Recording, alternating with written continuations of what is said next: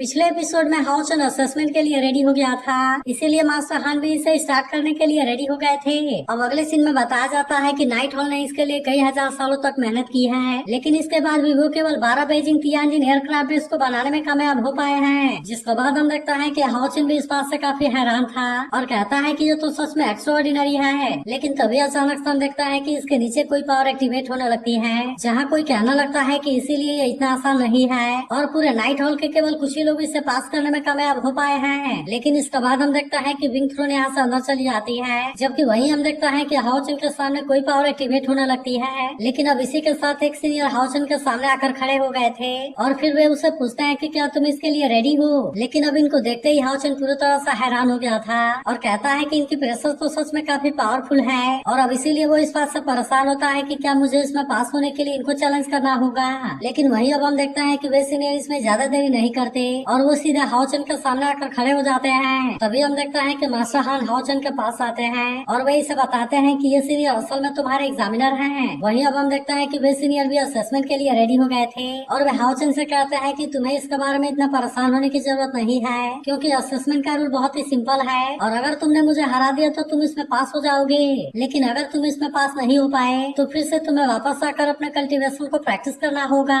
तब हम देखता है कि हाउचन भी इनको चैलेंज करने के लिए रेडी हो गया था, लेकिन तभी मास्टर हान उसे समझाता है कि तुम इस सीनियर को हल्के में ना लेना और इसीलिए मैं तुम्हें पहले ही बता देता हूँ कि तुम इसमें केयरफुल रहना। जिसके बाद हम देखता है कि हाउचन इसके बारे में समझ गया था और इसीलिए मास्टर हान वहाँ से चले जाते हैं। तभी हम देखता है कि वो सीनियर अपने बैरियर को चारों तरफ सेट करने लगते हैं और कहते हैं कि ये बेजिंग तियानजिन पेडेस्टल केवल गोर्जियस ही नहीं है बल्कि यह असल में बहुत पावरफुल भी है। फिर वो हाउचन से कहते हैं कि तुम असेसमेंट के लिए रेडी हो जाओ और अब तुम्हें इसका ताकत के बारे में भी पता चल जाएगा। तब हम देखता है कि हाउचन भी इसके लिए पूरी तरह से रेडी हो गया था और वो तुरंत अपने पावर का यूज करके इन पर अटैक करने के लिए आ जाता है। मगर वहीं हम देखता है कि वे सीनियर भी इसके लिए पूरी तरह से रेडी होते हैं, इसीलिए उन्होंने भी अपने पावर को एक्टिवेट कर लिया था और अब इस तरह से वे हाउचन के अटैक को बहुत ही आसानी से रोक लेते हैं। अब इसीलिए हाउचन सीनियर के पावर के सामने कुछ भी नहीं कर पाता और वे सीनियर कहना लगता है कि डेंजर एनर्जी के इंक्रीज होने से स्किल की ताकत बढ़ जाती है, इसीलिए चाहे ये चीज अटैक हो या फिर डिफेंस हो, यूजर के पावर की क्वालिटी वहाँ पर जरूर बढ़ जाती है। तभी अचानक से हम देखता है कि वो सीनियर अपने पावर से हाउचन पर अटैक कर देते हैं, जिसे रोकने के लिए हाउचन कुछ भी नहीं कर पाता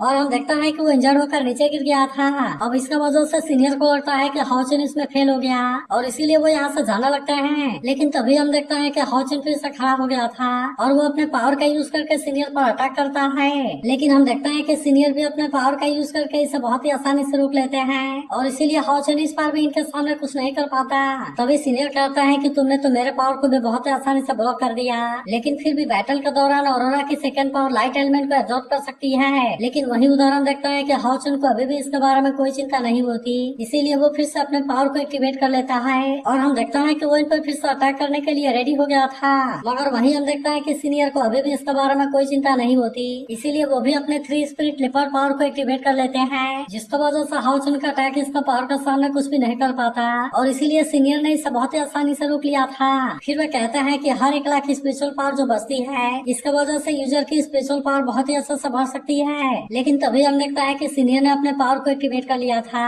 और वे इसका यूज करके हाउचन पर अटैक करने के लिए रेडी हो गए होते हैं। जिसके बाद हम देखता है कि हाउचन भी सन मून वाले सील का यूज करने के लिए रेडी हो गया था और इसीलिए वो सीनियर का अटैक को बहुत ही आसानी से रोक लेता है। जिसके बाद हम देखता है कि सीनियर भी इस बात से पूरी तरह हैरान हो गए थे और कहते हैं कि इसके पास में तो असल में डिफेंसिव आर्टिफैक्ट है। तभी हाउचन कहने लगता है कि पनिशमेंट मशीन से पावर काफी बढ़ गई थी और इसीलिए अगर मैंने इसे रोकने के लिए सन मून गॉड के डिमोनिक सील का यूज नहीं किया होता तब तो ऐसा लगता है कि मैं इसमें बहुत बुरे तरीके से इंजर्ड हो गया होता। लेकिन वही उदाहरण देखता है कि वे सीनियर भी इस बात से काफी इंप्रेस हो गए होते हैं और कहते हैं कि इस लड़के ने तो सच में मुझे एक कदम पीछे हटा दिया। लेकिन अब हम देखता है कि वे इसके पावर को और भी अच्छे तरीके से चेक करना चाहते थे, इसीलिए हम देखते हैं कि उन्होंने अपने दोनों स्वॉर्ड को भी बाहर निकाल लिया था और वे इस पर अटैक करने के लिए रेडी हो जाते हैं। लेकिन वही हम देखते हैं कि हाउचन भी इतना आसानी से हार मानने वाला नहीं होता, इसीलिए वो इनके अटैक से अपने आप को बहुत आसानी से बचाना लगता है और इसी के साथ वो इन पर अटैक करने की भी कोशिश करने लगा था। लेकिन फिर भी हम देखते हैं कि सीनियर का सामना कर पाना इतना आसान बात नहीं होता और इसीलिए वे हाउचन के ऊपर भारी पड़ने लगते हैं। लेकिन इसके बाद भी हम देखते हैं कि हाउचन इतना आसानी से मानने वाला नहीं होता, इसीलिए वो अपने सुरा स्लैश के पावर को भी एक्टिवेट कर लेता है और इसका यूज करके सीनियर पर अटैक करने के लिए रेडी हो गया था। लेकिन वही उदाहरण देखता है कि सीनियर भी इसके लिए पूरी तरह से रेडी हो गए थे, क्योंकि उन्होंने भी अपने पावर को एक्टिवेट कर लिया था और वे इसका यूज करके इस पर अटैक कर देते हैं, जिसके बाद हम देखते हैं कि सुरासला इसके पावर कुछ भी नहीं कर पाती। लेकिन अभी भी हम देखते हैं कि हाओचन इतना आसानी से मारने वाला नहीं होता, इसीलिए वो अपने डबल ड्रैगन वाले पावर को भी एक्टिवेट कर लेता है और इसका यूज करके वो अटैक करने के लिए रेडी हो गया था। लेकिन तभी हम देखते हैं कि सीनियर भी अपने ड्रैगन वाले पावर को एक्टिवेट कर लेते हैं, जिसका यूज करके वे सीधे हाओचन का सामना करने के लिए चले गए थे और अब इसीलिए हाओचन इनके सामने कुछ भी नहीं कर पाता। मगर तभी हम देखते हैं कि हाओचन सीनियर का सब पावर को देख हैरान हो गया था और कहता है कि ये पावर तो बिल्कुल जानी पहचानी सी है। और फिर उसे याद आता है कि ये पावर तो असल में यांग वेंजाओ के पास में भी है। लेकिन अभी भी हम देखते हैं कि हाओचन सीनियर का सामना करने के लिए रेडी हो गया था, जहाँ पर अब वो अपने बैप्टिज्म वाले पावर को यूज करने के लिए रेडी हो गया था और वो इसका यूज करके सीधे सीनियर पर अटैक करने के लिए जाना लगता है। तब इसे देख सीनियर कहता है कि मैंने इसके बारे में बिल्कुल भी उम्मीद नहीं किया था, लेकिन तुमने तो असल में फैंटेसी गेम के टॉप सीक्रेट स्किल को सीख लिया है। लेकिन फिर हम देखते हैं कि उन्होंने भी अपने पावर को एक्टिवेट कर लिया था, इसीलिए वो जैसे ही इसका यूज करके अटैक करते हैं हम देखते हैं कि हाओचन की वो पावर भी इनके सामने कुछ नहीं कर पाती और इसीलिए हाओचन यहाँ से दूर जाकर गिरता है। जिसके बाद हम देखते हैं कि हाओचन इस बात से काफी परेशान हो गया था और कहता है कि ये स्किल भी सीनियर के सामने कुछ नहीं कर पाई। लेकिन वहीं हम देखते हैं कि सीनियर फिर से हाओचन पर अटैक करने के लिए रेडी हो गए थे और इसीलिए वे फिर से अपने किसी पावर को एक्टिवेट करने लगते हैं। मगर अभी भी हम देखते हैं कि हाओचन अपने पावर से अटैक करने की कोशिश करता है, लेकिन वो असल में इस बार भी सीनियर के पावर के सामने कुछ नहीं कर पाता। लेकिन तभी हम देखता है कि हाओचन भी सीनियर का जैसे ही पावर को यूज करने के लिए रेडी हो गया था, जिससे देख सीनियर कहता है कि तुम तो मुझसे ही सीखना चाहते हो और इसीलिए चलो मैं भी देखता हूँ कि आखिरकार तुम्हारे पास में कितनी अंडरस्टैंडिंग है। लेकिन तभी हम देखता है कि वे इसका लाइट एलिमेंट वाले पावर को देख हैरान होने लगता है, क्योंकि इसकी सारी पावर स्वॉर्ड के टिप पर इकट्ठा होने लगी थी, जो कि अचानक से टेम्पल से बाहर भी जाने लगती है और इसीलिए हम देखता है कि वे इस बात से पूरी तरह हैरान हो गए थे। लेकिन अभी भी हम देखता है कि वे सीनियर इसे रोकने की कोशिश नहीं करते, बल्कि वे अभी भी इसे कंटिन्यू करने देते हैं, जबकि इनको भी डर था कि कहीं ये पावर पूरे टेम्पल को भी बर्बाद ना कर दे। लेकिन तभी हम देखते हैं कि हाओचन अपने इस पावर का यूज करके इन पर अटैक करने के लिए आ गया था, इसीलिए सीनियर भी अपने पावर का यूज करते हैं और फिर हम देखता है कि वे इस तरह से इसे रोक देते हैं। लेकिन तभी हम देखता है कि हाओचन किसी दूसरी जगह में आ गया था, जहाँ अचानक से उसके ऊपर कोई प्रेशर क्रिएट होने लगती है और हम देखता है कि कोई मिथिकल क्रिएचर भी इस पर अटैक करने के लिए आने लगा था। तब इसे देख सीनियर इसे रोकने के लिए कोशिश करते हैं, लेकिन वही उधर हम देखता है कि हाओचन को अभी भी इसके बारे में कोई ज्यादा चिंता नहीं होती, क्योंकि अभी सब बचाने के लिए हाओयू यहाँ पर आ गया था और वो अपने पावर से इसे बहुत आसानी से रोक देता है। इसके अलावा हम देखता है कि वो सीनियर पर काफी गुस्सा भी होने लगता है, जिससे देख सीनियर हैरान होता है कि क्या वो पावर इसी ने यूज की थी। लेकिन वही अब हम देखता है कि सीनियर ने अपना स्वॉर्ड को अंदर रख लिया था और इसीलिए हाओचन को इसके बारे में समझ नहीं आता। तभी वो सीनियर हाओचन से कहता है कि तुमने जो पावर दिखाई है वो पावर असल में उन सभी से भी काफी आगे है, जिन्होंने की अभी तक बेजिंग तियानजिन पेडेस्टल असेसमेंट के लिए पार्टिसिपेट किया था। अब इसीलिए वो हाओचन से कहता है कि तुम इसमें पास हो गए हो। तब इसके बारे में सुनकर हाओचन कहता है कि मैं कैसे पास हो गया, क्योंकि मैंने तो आपको हराया भी नहीं। लेकिन अब हम देखता है कि हाओयू यहाँ से चला गया था, जिसके बाद सीनियर कहता है कि क्या लेवल 9 वाला नाइट से हारना इम्प्रेसिंग है। लेकिन हाओचन को समझ में आ गया था कि इनके पास में स्टार की पावर है, क्योंकि ऐसा पावर वाला आदमी स्टारी स्काई के मिथिकल बीच को कंट्रोल कर सकता है। फिर उसको पता चलता है कि असल में अलायंस लीडर के ब्रदर हैं और इसीलिए इनका नाम स्टार होली नाइट यांग हाओयू है। जिसके बाद हम देखता है कि हाओचन भी तुरंत इनको ग्रीट करता है, लेकिन इस पर मिस्टर यांग कहता है कि तुम्हें इतना फॉर्मल होने की जरूरत नहीं है और फिर हम देखता है कि वो इस पर अपने किसी पावर को यूज करते हैं। लेकिन वहीं उधर हाओचन को इसके बारे में कुछ भी समझ नहीं आया था और इसीलिए वो इनसे पूछता है कि आप ये क्या कर रहे हैं। तब इस पर सीनियर कहता है कि तुमने भी इसे जरूरी फील किया होगा और मैंने असल में तुम्हारे व्रत को छुपाने में हेल्प की है। फिर वो बताता है कि डिमन तुम्हें कुछ समय के लिए नहीं खोज पाएंगे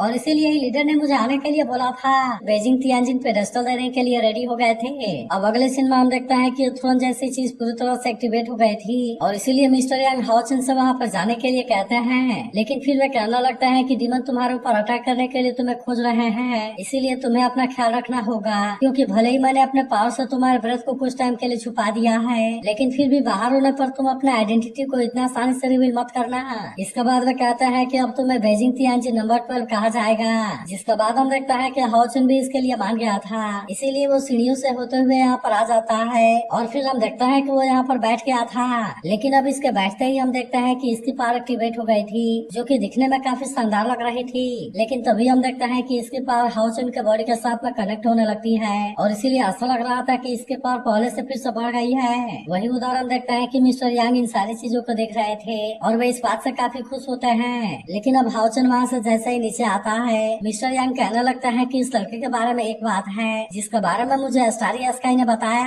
फिर वे कहते हैं कि अभी तुमने स्टारी स्काई में जिस बीस्ट का यूज किया था, मुझे लगता है कि वो स्टारी स्काई का नंबर 1 बीस्ट है। तब इसके बारे में सुनकर खुद हाउसन भी इस बात से काफी हैरान हो गया था। तभी मिस्टर यांग कहना लगता है कि तुम्हें चिंता करने की कोई जरूरत नहीं है। तभी मिस्टर यांग उससे कहता है कि अभी के लिए तुम्हारा केयरफुल रहना जरूरी है, और जब तक तुम और ज्यादा ताकतवर नहीं बन जाते, तुम्हें अपने बीच पार्टनर को बाहर निकालने से बचना होगा। तब यह सुनकर हाउसन भी इनकी ये बात मानने के लिए रेडी हो गया था। लेकिन फिर वो कहता है कि क्या आप मेरी एक और हेल्प कर सकते हैं, क्योंकि अगर आपने मेरे ब्रेथ को छुपाने में हेल्प की है तो क्या ऐसा हो सकता है कि आप मेरे बीच पार्टनर के ऑरा को भी सील करें। लेकिन हम देखता है कि मिस्टर यांग इसके बारे में कुछ भी नहीं कर सकते थे, और वे कहता है कि तुम्हारा बीच पार्टनर असल में बहुत ही स्पेशल है, और इसीलिए मेरे पास में इसके लिए और कोई तरीका नहीं है। लेकिन फिर वे कहना लगता है कि तुम इसके लिए होली माउंटेन में जा सकते हो और वहाँ पर सीनियर से इसके बारे में कोई हेल्प मांग सकते हो। जिसके बाद हम देखता है कि हाउसन भी इसके लिए रेडी हो गया था, इसीलिए हम देखता है कि वो होली माउंटेन में जाने के लिए निकल गया था। और फिर कुछ टाइम के बाद वो यहाँ पर आ भी जाता है। लेकिन तभी हम देखता है कि यहाँ की लाइट पावर फिर से इसके बॉडी में जाने लगती है,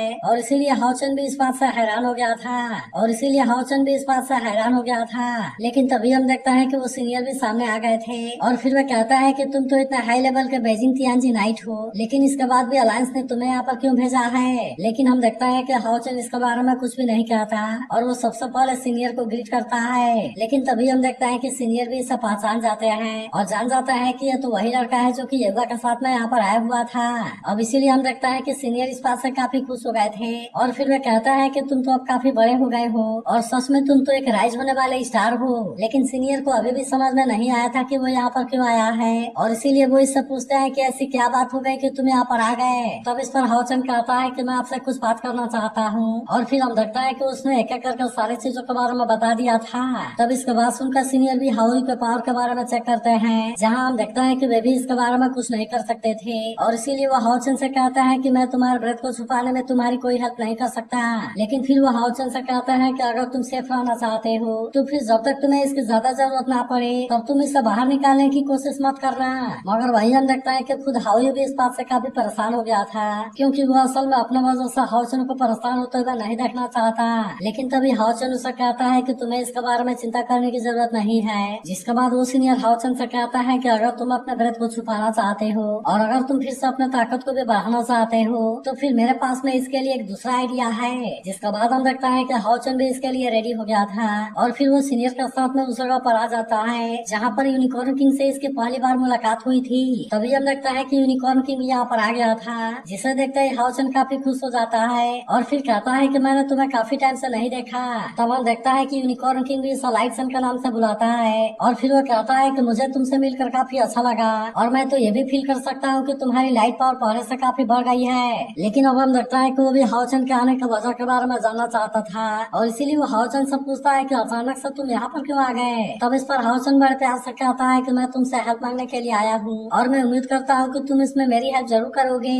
तभी वो सीनियर यूनिकॉर्न किंग से कहता है कि भले तुम इसके साथ में कॉन्ट्रैक्ट नहीं बना सकते, लेकिन फिर भी तुम्हारे पास में लेवल 8 के पीक वाली ताकत है, और इसीलिए मुझे लगता है कि तुम इसके एक्सपीडिशन में बहुत आसानी से हेल्प कर सकते हो। इसके अलावा मैं तो ये भी जानता हूँ कि जब तुम दोनों ने एक दूसरे को पहली बार देखा था तभी से तुम दोनों फिर से एक दूसरे से मिलने के लिए वेट कर रहे हो। तभी हम देखता है कि यूनिकॉर्न किंग तुरंत ही हाउसन की हेल्प करने के लिए रेडी हो गया था, और फिर वो हाउसन से कहता है कि मैं सच में तुम्हारा ही पार्टनर बनना चाहता था, और इसीलिए मैं इसके लिए काफी एक्साइटेड भी हूँ। फिर वो कहता है कि मेरे और तुम्हारे बीच में कॉन्ट्रैक्ट नहीं है तो क्या हुआ, लेकिन फिर भी तुम मेरे ऊपर यकीन करो क्योंकि मैं हर समय तुम्हारे साथ में लॉयल रहूंगा। तब इस पर हाउसन उससे कहता है कि तुम्हें ऐसे बात करने की बिल्कुल भी कोई जरूरत नहीं है, क्योंकि मुझे तुम्हारे कैरेक्टर के ऊपर पूरा यकीन है, इसीलिए अब से हम दोनों पार्टनर हैं और मैं तुम्हें स्टार किंग के नाम से बुलाऊंगा। जिसके बाद हम देखता है कि स्टार किंग भी इस बात से खुश हो गया था, और फिर वो इसे विनस स्पेस को देते हुए कहता है कि यह हमारे स्टार यूनिकॉर्न के लिए बहुत ही यूनिक है, क्योंकि नॉर्मली मैं यहीं पर प्रैक्टिस करता हूँ और इसीलिए मैं तुम्हारे बुलाने का वेट करूंगा।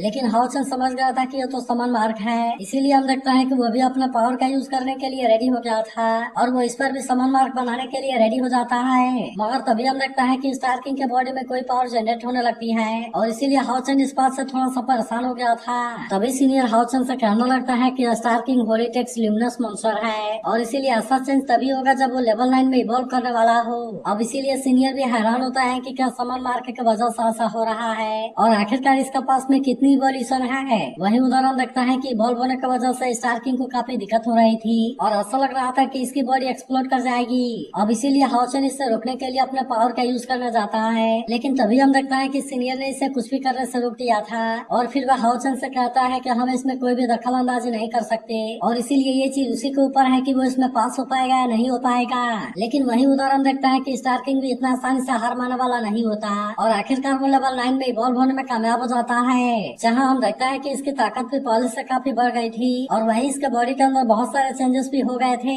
इसके बाद हम देखता है कि स्टार किंग जिस किसी के सामने भी जा रहा था वहाँ सभी भी इसे ग्रीट कर रहे थे, लेकिन वही उदाहरण देखता है कि सीनियर इस बात से काफी खुश हो गए थे और फिर वे कहने लगता है कि आखिरकार ये ब्रेक थ्रू करने में कामयाब हो गया और आज मैंने पहली बार असैसिन को अपने आंखों से देखा है। लेकिन इसके बाद हम देखता है कि स्टार किंग हाउचन के सामने आ गया था, जहाँ पर कि हाउचन इसे ब्रेक थ्रू करने के लिए कांग्रेचुलेट करता है। तब इस पर स्टार किंग कहता है कि ये केवल तुम्हारे वजह से हो पाया और अब हम देखता है कि वे यहाँ से जाने के लिए रेडी हो गए थे। फिर हम देखता है कि हाउचन सीनियर से इसके हेल्प के लिए थैंक यू कहता है और फिर कहता है कि हम फिर से जरूर मिलेंगे। लेकिन इसके बाद हम देखता है कि हाउचन नाइट हॉल में आ गया था, जहाँ पर कि सभी लोग पहले से ही इसका वेट कर रहे होते हैं और अब नाइट हॉल ने इसे एक्टिंग पैलेडिन कमांडर के रूप में अपॉइंट कर दिया था। जिसके बाद हाउचन डिसाइड करता है कि वो बाकी के पांचों पास को भी सपोर्ट करने के लिए जाएगा, जबकि वही उदाहरण देखता है कि हानियो अभी भी अपने असेसमेंट में पास नहीं हो पाया था और इसीलिए वो अभी भी यूलुंग पास में ही रहेगा। लेकिन इसके बाद हम देखता है कि हाउचन अपने लाइफ में सबसे इम्पोर्टेंट पर्सन यानी कि साहिल से मिलने जाने के लिए रेडी हो गया था